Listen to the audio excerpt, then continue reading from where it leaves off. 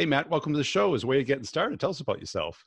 Hey, thanks a lot, Brian. Yeah, well, I, I'm I I'm actually not a traditional salesperson. I'm probably not your average guest because I think you've had a lot of people on the podcast who have a lot more experience with sales training and with professional sales techniques and stuff that I do. I'm more of a I actually started as an engineer in Silicon Valley back in 2000, just down the street from you in Milpitas.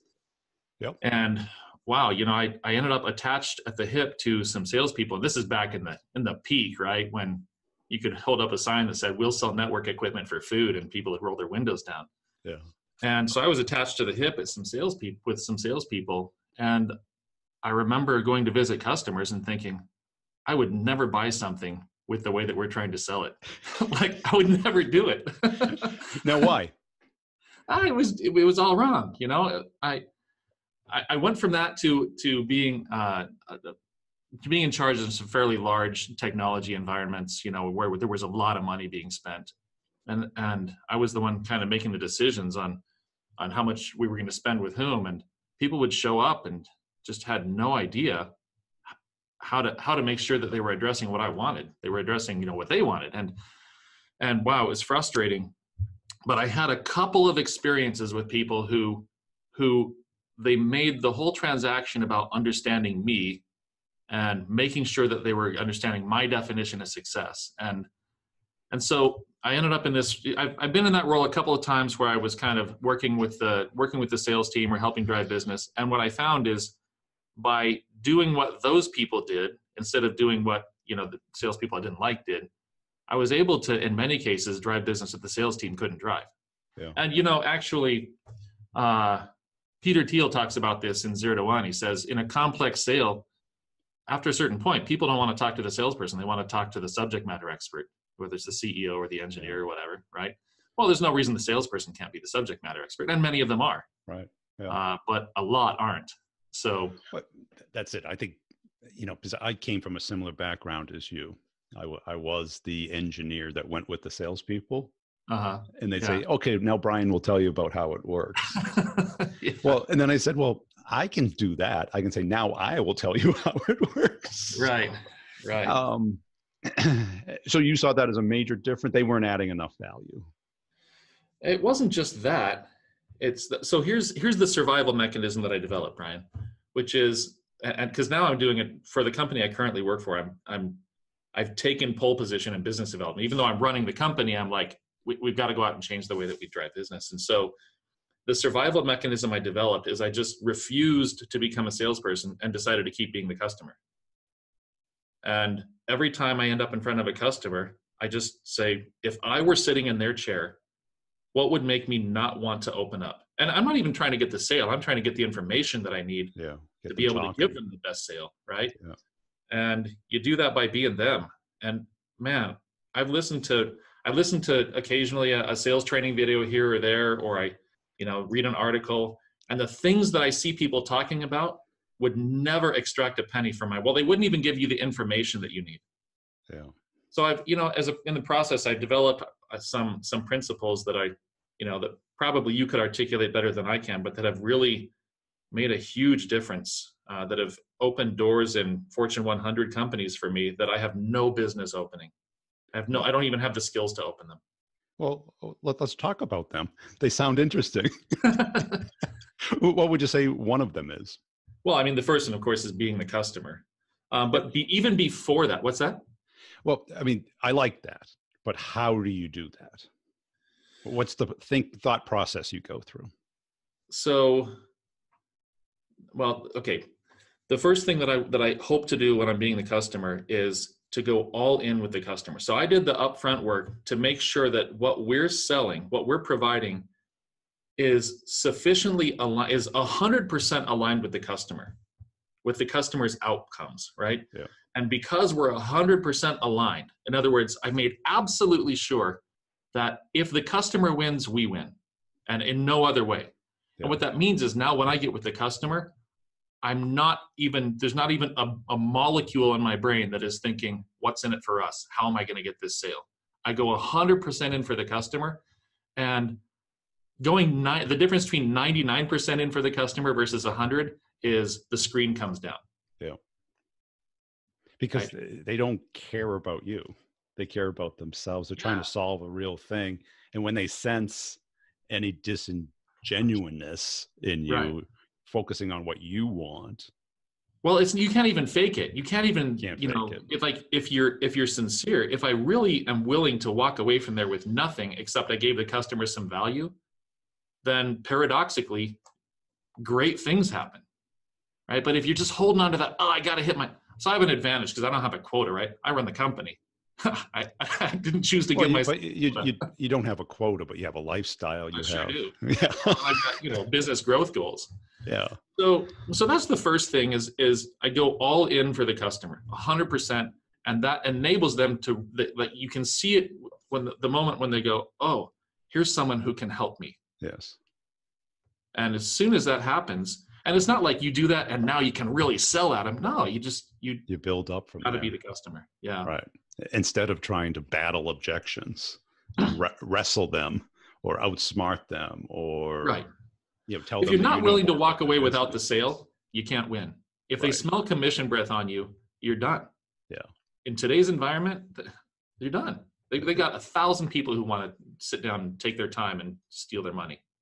And so this thinking like the customer, how long did it take you to get to this? Zero. Because I didn't have any sales skills. But what I saw was customers who were, what they really need. It's funny, if you're selling really well, if you're really uncovering what your customers need in a consultative way, what you're actually doing is leadership. Yeah.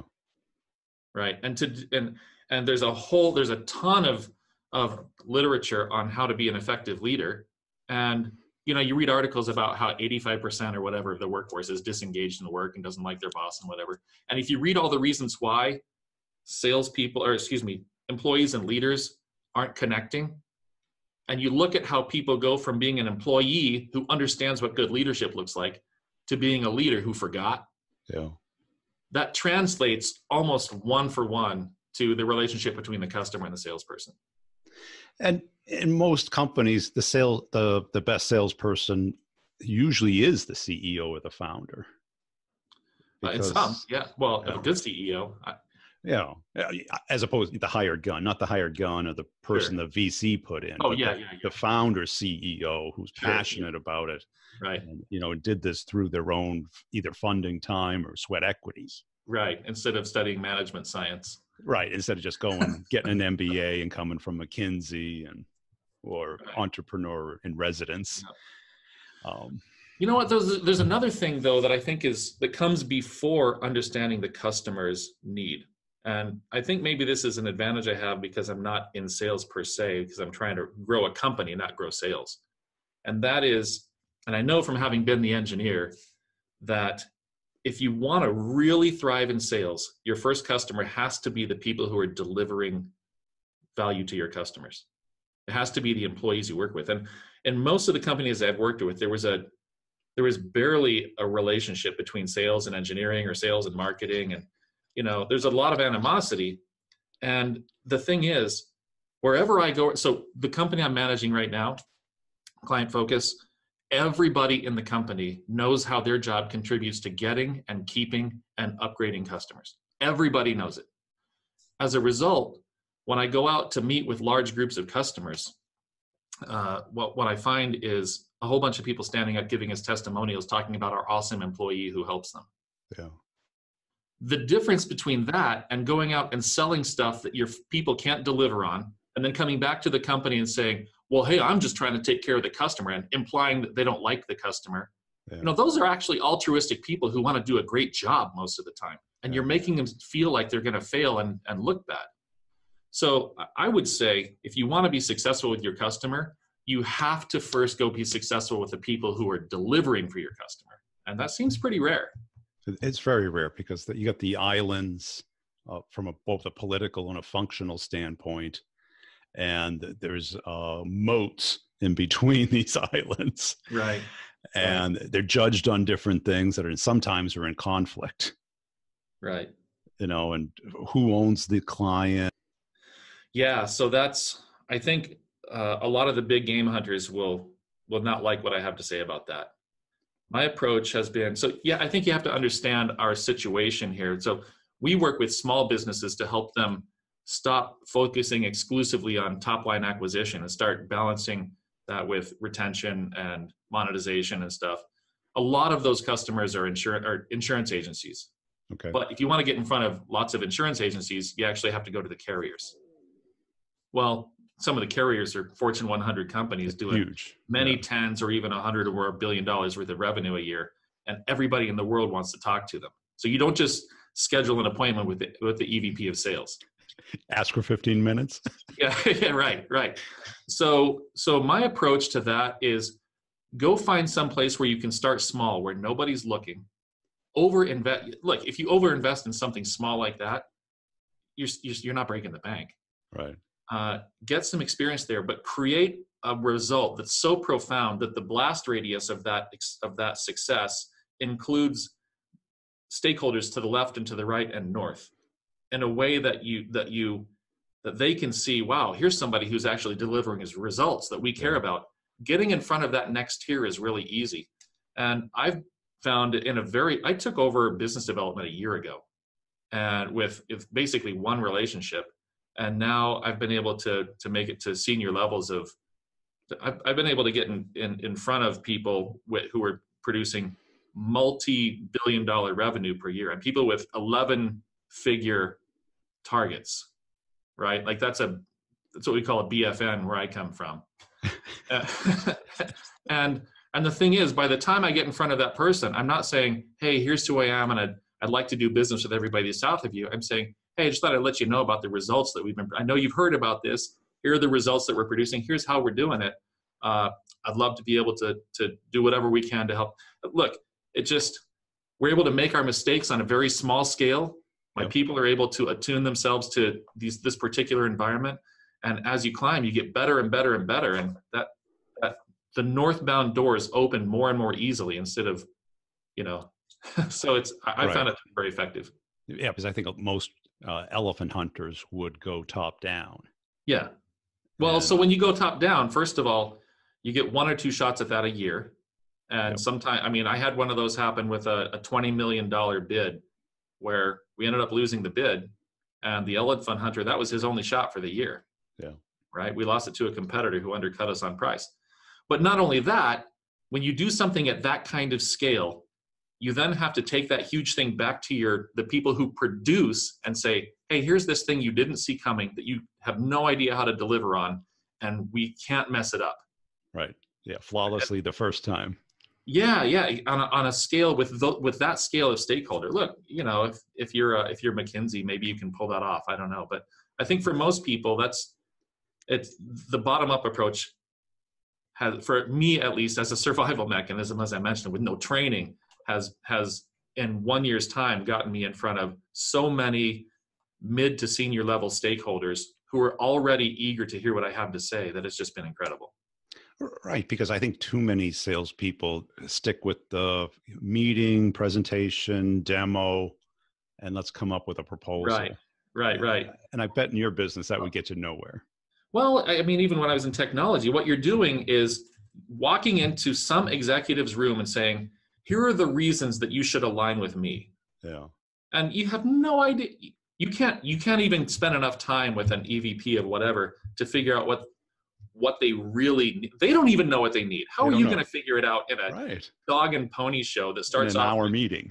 XYZ company was founded in 1984 and has become it's like, you got to be kidding me.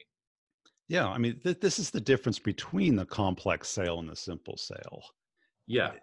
And especially in your sale and most of the things that I've sold, you've got to keep momentum with them. You have to have a reason to continue a conversation with them. And in your description of thinking like the client, be the client, you got to be part of the DNA, part of the muffin that they're making. Yeah. You can't be on the outside consulting on the muffin. You got to be an ingredient in it. So that's, I think you just brought up the thing that I would say has been most powerful for me, which is my disposition toward helping them make that muffin. And the thing that I found that works, and maybe this will sound like pie in the sky, but I have been giving on an extraordinary scale to prospects and customers. I've developed something that I call asymmetric value. And that is, there are things that you or I have that we've gotten over the years with years and years and years of sunk costs already.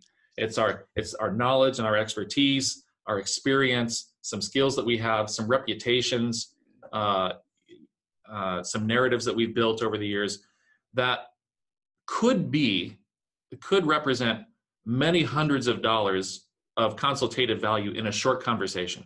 Yes, I mean, one introduction could be worth thousands or tens of thousands or hundreds of thousands of dollars to a stakeholder. But it costs me nothing. So I call it asymmetric value. I go around giving asymmetric value, something that costs me nothing, but it's immensely valuable. I've learned how to do that all day, every day, in every single interaction, at work, at church, at the restaurant, wherever I go. I've practiced, what do I have that I can just give this person right now that costs me nothing, that will make them say, wow, I hope he comes back sometime. I always get a lot of value when he shows up. And what happens is, inevitably, some of those people start giving back asymmetric value. They share the relationship that you need, or they give you access to some information, or they give you a shot at working with their team, and that being in giving mode is part of that, going in 100% for the customer. And it might sound cheesy, but look, I'm just telling you, we're on a growth curve we've never seen before, and it's because there are a bunch of customers out there who see our whole organization as doing whatever we can to help them without regard for ourselves. Well, I think it's a mindset thing, and it pulls in the law of reciprocation. Yeah. And that when you show up with something, as opposed to empty-handed and complain about the situation. Right. You show up with a bottle of wine, you show up with something of value to them, that they feel first of all, that you break through that friend or foe. Are you here to eat my food or give me food? Right. The person who wants to eat the food, no one wants. Right. The person who brings food is welcome. Right. Yeah. Now, a lot of people find, like, what do you bring? I mean, and I'm sure the people who are listening to this, well, I'm not the CEO. I don't drive the whole company. I'm just Well, that's true. Yeah. I hear you, except I was doing this when I was an engineer. You did. Right. Working with salespeople, just get in and figure out. I would kind of ignore, I will say the salespeople were great at kicking the door in. Yeah. Right. Because I had and I don't know how to do that. I have no skills for going into some foreign territory, kicking in a door and saying, here I am. Yeah. But after that, it was like, let me take care of this customer. Let me show them, sometimes we'd sell something smaller because I'd show them how they could accomplish what they were trying to do with less spend and get better quality. And that would kind of startle the sales team. But then we would get 4 or 5 or 6 follow-on purchases with increasing margins. I mean, look, you want to sell margins, you got to be getting that 3rd and 4th and 5th sale and become their exclusive partner. Yeah. Now, were there any reps at the company that were mentors to you, that got it, that were able to carry a conversation, spread? No. I was having engineering conversations with engineers. We're talking about in my past as an engineer. Yeah. I was having engineering conversations with people who were trying to solve engineering problems and who happened to own the budget. Right. And so that was easy. They recognized somebody was there trying to solve the puzzle with them and having fun doing it and being there just for the sake of, hey, let's see if we can do something cool. Whatever. I'm an engineer. I don't care about the money. Right. And I really didn't, And so that was my background too. And what I found was if you couldn't just do the demo, you had to go in and understand what they were trying to do and then show how it would work with your stuff. Yeah. Right. Yep. Well, what are some of your other principles? Okay. Yeah, that's a great question. So, I think I didn't touch completely on the topic of aligning with the internal customer. Like my first customer is the people who are delivering results for my second customer. Yeah. And one of the things that we've done for that is for our employees internally, we've gotten rid of all of our rules and policies that have anything to do with customer facing stuff. And we've said, your job is customers who stay, right? We're here to transform the businesses that we work with, and we'll give you coaching and support and whatever you need in order to be able to do that. But ultimately, this is your call. Yeah. And so there's never a time where our people get on the phone with a customer and say, well, I'm sorry, but our policy says, because it doesn't exist. We have a set of values on the wall and that's it. Yeah.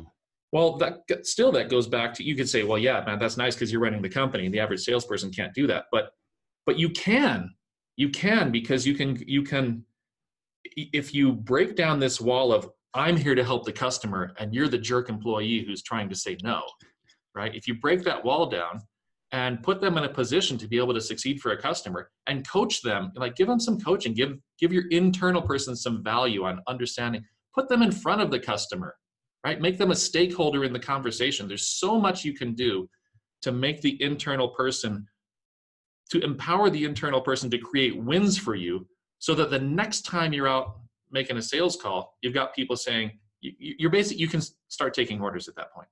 Well, I don't mean like order taking, like, the numbers game and eventually you get, I mean, like you'll be attracting business instead of out trying to hunt.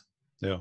And do you plan on hiring and developing a business development group? I do. I have. So okay. I've hired 2 people. Both of them, their title ends in consultant, and both of them are tasked with not closing. Now that's crazy talk, right? Like I know probably even you right now, the hair is standing up on the back of your neck. No, I get it. I do. Our close rate on business where we don't try to close is 71% on average. And it did not used to be anywhere near that. But people are, because of we get testimonials about our sales conversation. Like literally part of my pitch when I have to do a presentation is, hey, if you call in and talk with, in this case, Brittany Brock, if you call in and talk with Brittany, she's not going to try to close you, but she's going to give you all the information you need to figure out, does this make sense for your company or not? And if it doesn't, that's okay. We can still be friends. You're going to get so much value on that call that with or without us, you're going to be better as a result. Yeah. But and so all I'm selling is a no obligation consultative conversation, but at the end they just sign up. And is the key to pick judiciously those clients or prospects that you invest that type of effort into? Well, yeah. So part of that conversation we have with them, where we're not trying to close, we've built that conversation so that people who are not a good fit for our business and who we can't succeed for, and they're going to go out and poison the well. Yeah.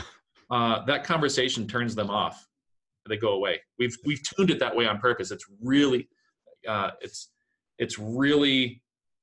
I think, a critical piece of our business, because our phone doesn't ring with unhappy customers. When I go someplace, I have people standing up and spontaneously testifying about, how fantastic our service has been. That's my first experience with that, frankly, Brian, was I had my first time out meeting with a group of customers. I was out there just putting my heart and soul into it. And one prospect stood up and said, well, I've been using you guys and I'm not impressed.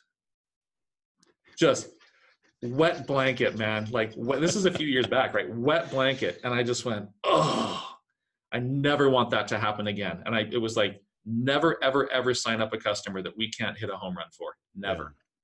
Yeah. Because it kills you in the field. It kills you in every direction. Right. I think early in my career, I did a couple of marginal deals where it didn't fit, or they misinterpreted it, or they weren't big enough, and they just turned into a nightmare. Yep. Well, and in the environment I'm in, there were 50,000 of them who were all talking to each other. Yes. Various forums and in meetings. And so the upshot of that is 50% of our business on average, just over 50% is referral business, unsolicited referral business, because we're doing a great job, right? You can't afford to put Like, customer calls in unhappy, which is very rare. I give them whatever they want, man. I refuse to make a customer, even if somebody had a bad experience and wants to leave us, I make sure they leave us feeling like they were treated fairly. Yeah. Like, if my position on that is, if we are onboarded a customer that we can't succeed for, then give them whatever they need in order to feel like, hey, we ended well.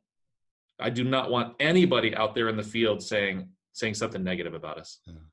And how about you as a customer? When a salesperson works with you, what do you like and not like? Yeah, so the same thing, right? I mean, that was how I learned how to sell. I'm going to use his name, a guy named Dan Backman, smartest engineer I ever knew. He would come in, sit with us when we were spending many, many millions of dollars on technology back in the heyday in Silicon Valley. He would sit down with us, and every time he showed up, I became a better engineer. Every time that guy showed up, I knew how to be more successful. Well, okay, no brainer. I didn't care about competitive pricing, and I wasn't looking for his PowerPoint. Like, everything's online. I can find everything myself. I needed that company in my in my corner. Desperately needed them in my corner. Right, because that sales engineer, that customer-focused engineer, that's a very different job, because a lot of people take it as, I'm the bright guy who shows up and tells you how it works, not how it solves your problem, right? No, he was solving problems for me. Right. He was helping me understand my problem. Yeah. Right, and so I just assumed he had the solution. Yeah. Because he wouldn't invest that time otherwise, or. Yeah. Cool. Yeah, he wasn't trying to sell me anything, but man, we bought a lot of his stuff. Yeah. Holy smokes. They made many, many, many millions of dollars off of us. Yeah. And where do you see the sales profession going wrong today? Well, I think it's starting to go a lot more right. I mean, your message is certainly resonating with a lot of people.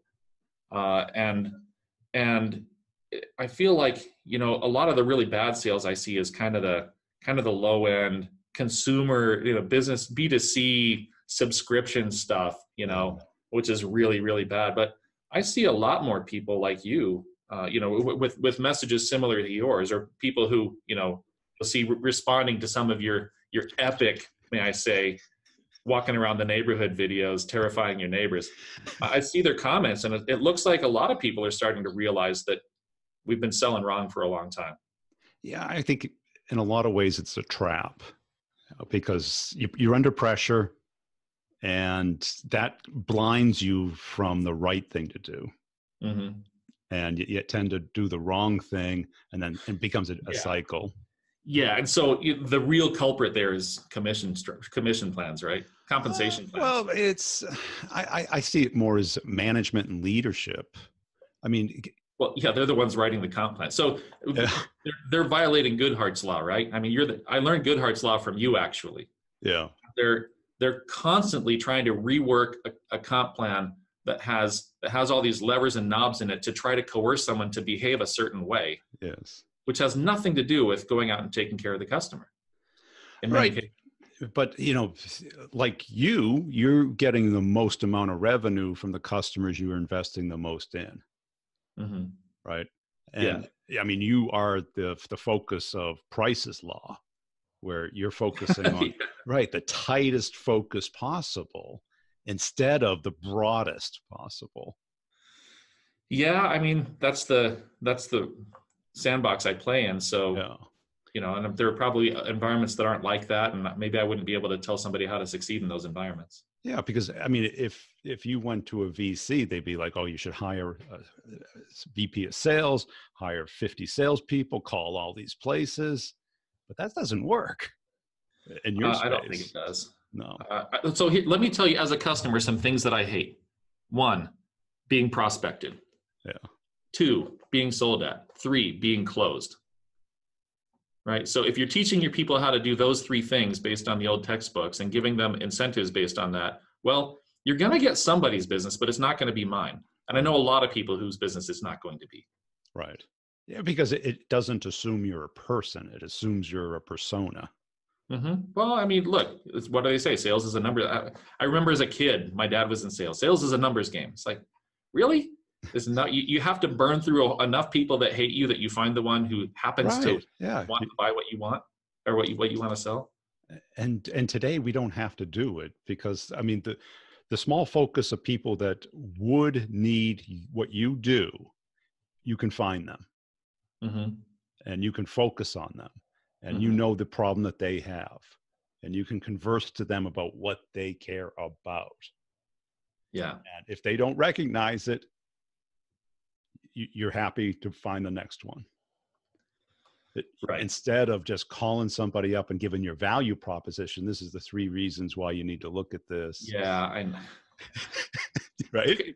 It's insane. Well, again, everybody who's in sales knows what it's like to be a customer. And somehow we go from knowing what we hate when we're being sold at to thinking that it's a good idea because, well, my title has sales in it. It's like, no. Right. Well, we don't have that outward mindset that thinking like the customer, your number one principle. Right. And that is a superpower, because until you can think that way, you're talking about what you care about, not what they care about. Well, so maybe they don't know how to think like the customer, or maybe they have a bunch of metrics that are not oriented to help them understand. Oh, they have 0 metrics about that. Yes. Well, so I don't know if you've read, I'm going to pitch a book here that I happen to be reading. It's called The Tyranny of Metrics. Phenomenal book, but he goes really in depth to help understand. Really, what he's doing is it's an expose on Goodhart's law. Yeah. Right.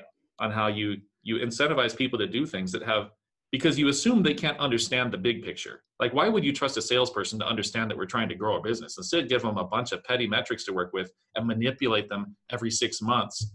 Right. Make it as confusing as possible, and then get angry when they game the metrics. Right. Yeah.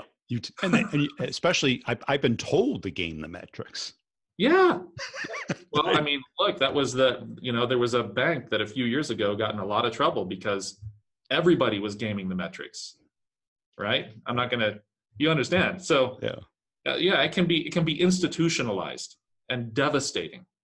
Well, and people forget that sales is an effectiveness profession, not an efficient profession. Yeah, I know. It's amazing that people use those 2 words interchangeably. Right. They're opposites. and when quantity at a certain point reduces quality. Yep. So if you keep pushing the quality metric, you're reducing keep pushing the quantity, you reduce the quality. Yeah. Yeah. You lose your ability to be really good at something. Cool. Hey, this has been a fun talk. Yeah, likewise. Yeah, where can people go to follow you? Well, I'm on LinkedIn, Matt Strategic. That's probably the best place. I'm not as prolific as you are by any means. Our company is Client Focus Corp. Client Focus is the company. Website is clientfocuscorp.com. But we have a YouTube channel where I try to be as good at eye candy as I can be.